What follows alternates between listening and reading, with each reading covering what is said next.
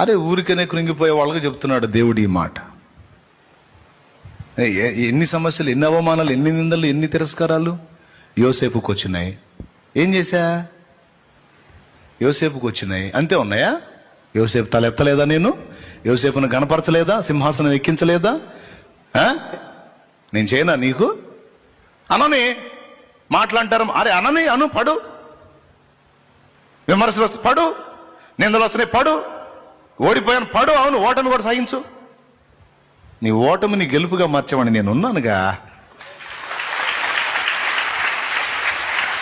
అరే నన్ను నమ్మవేను? ఊరికనే కృంగిపోతావు, కుమిలిపోతావు, ఏడుస్తావు, గందరగోళం అయిపోతావు. ఏం విశ్వాసీను అంటున్నాడు ఆయన. నిరాశపడొద్దు, నువ్వు నా బిడ్డవి. ఈ కృంగుబాటు అనే దరిద్రం నీలో వదిలిందాక రప్పిస్తా. జాగ్రత్త. నువ్వు తెగబడి నిలబడ్డదాకా నీకు